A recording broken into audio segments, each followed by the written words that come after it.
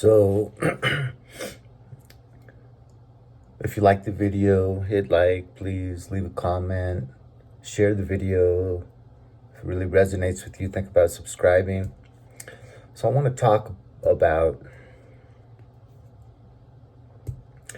how you get separated from your family. And it starts this difficult path down life, which then seems to get replicated with best friends, girlfriends, bosses at work, and it just kind of seems to be a snowball that gets bigger and bigger as it rolls downhill until you kind of start to be a little bit true to yourself, kind of distance yourself, do the work. But how does it start? So, it starts really young.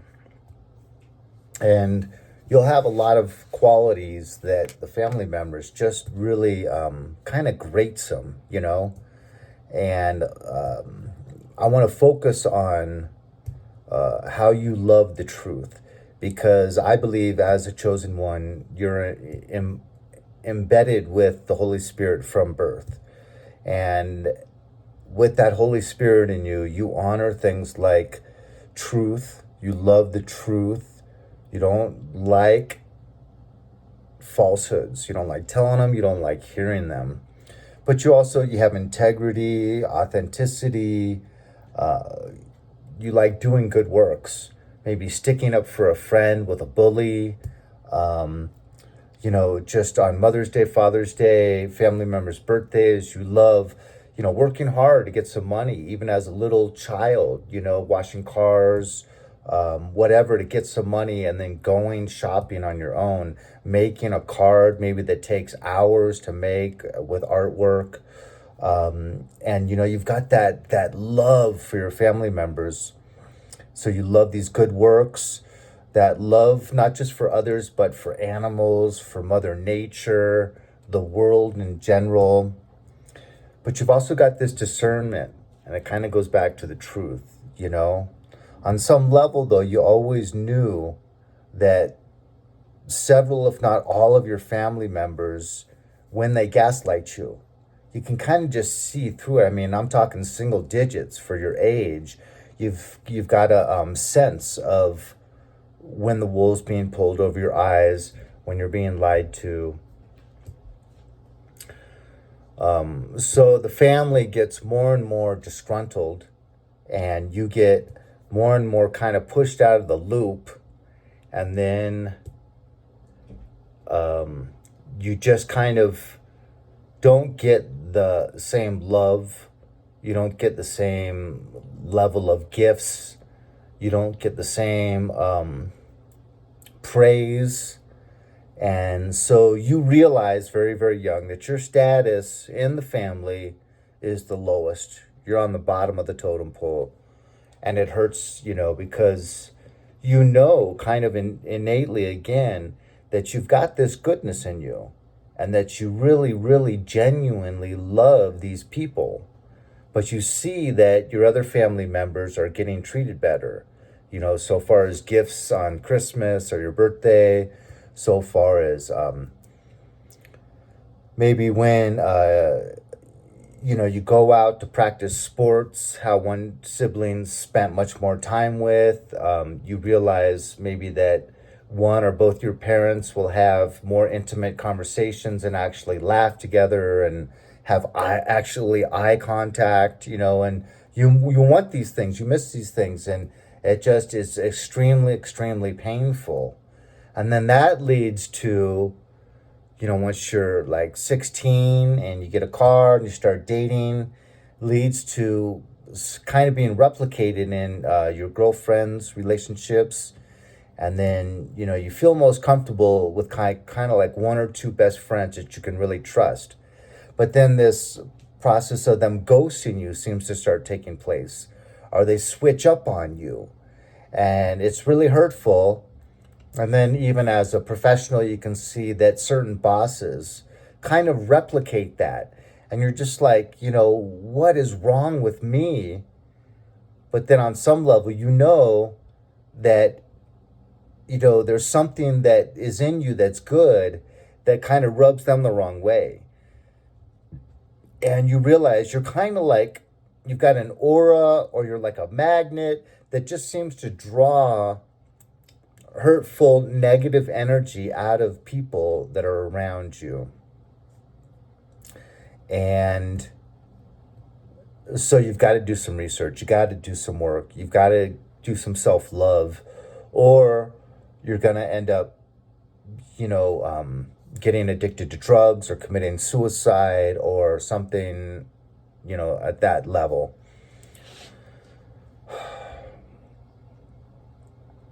But then hopefully you realize that, usually God kind of saves you at some point. And you realize that there is this light and there's this darkness in the world.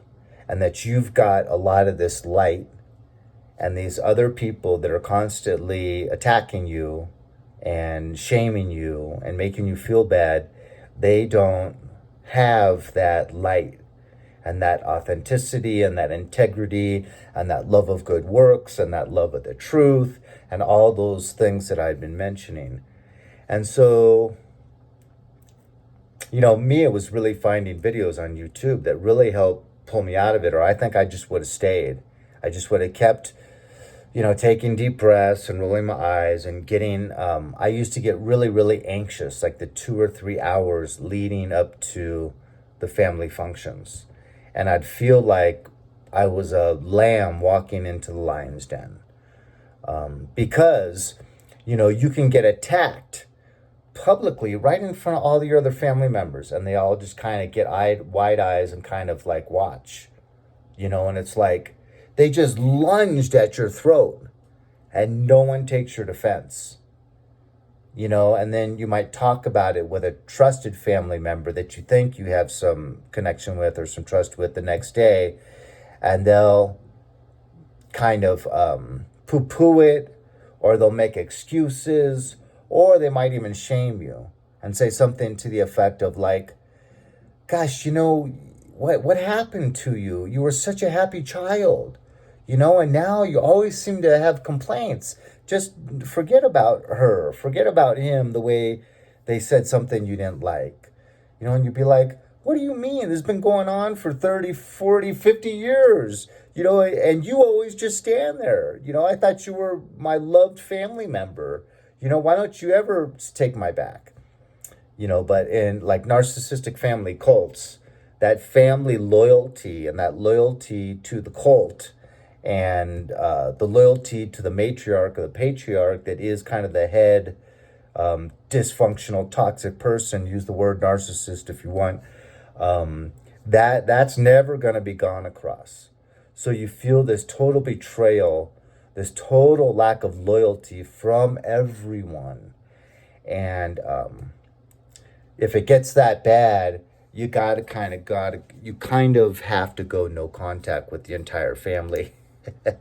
I'm laughing about how my glasses are all crooked. That always looks funny on people. But then, hopefully, the Holy Spirit whispers in your ear, and you kind of see some videos, and you can kind of do the work behind the scenes and try to build up those walls that have been torn down. And that's your foundation of your self-esteem, your self-concept, your self-love. And you can kind of, in your isolation and with your no contact, you can build those walls back up. Now, of course, they're going to come for you when they see that you're doing better and you're getting stronger and healthier psychologically, the hoovering and all that. But you can't take the bait. You got to keep going down this pathway, because that's the environment and that's the people and that's the toxicity that caused you to need to separate. So if you want to successfully build those 4 walls of your foundation back up, you've got to kind of stay away. You can try gray rock, but my experience is it usually just doesn't work, because it just makes them pissed off, that they're not getting, when they push A, B, and C buttons, they're used to getting certain responses, which then make them feel potent, powerful, important. And when you don't react it infuriates them, and they up the ante. So you're just kind of, I think, with Gray Rock, setting yourself up for more abuse. Um, but you can become this beacon of light, because you've kind of noticed that people are attracted to you.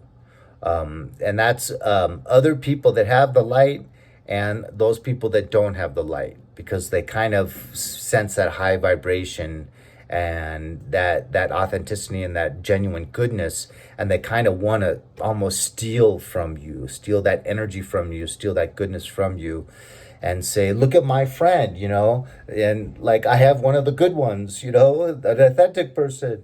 But so all this kind of works together to hopefully find your way out of that toxicity and out of the kind of superficial worldly ways of competing and seeing each other on what pecking order are you at, what status are you, I'm above you, well, if I do this, I'm going to be above you.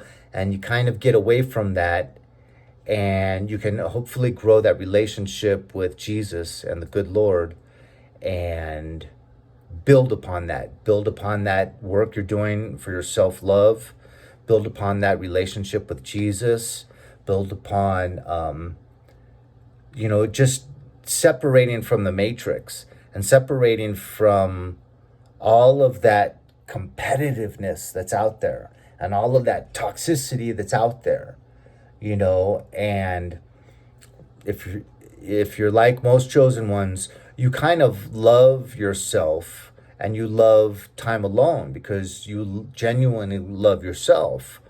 And when you're alone, you've got more time to work on that relationship with the Lord, and you've got time to, maybe build a great relationship with a good dog, like in my case.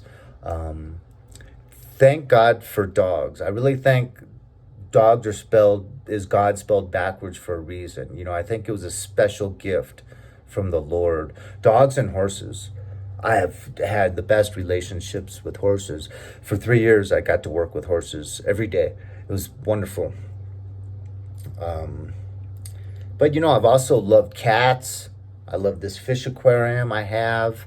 Animals are just really, really good therapy, and you can really, really build relationships of trust with even little tiny 1-inch fish. They learn to just really see that you provide a good environment for them and that it's you that's caring for them. If I were to walk by this fish tank right now, they'd all swim right up to where I was, partly because they're expected to be fed. It is dinner time.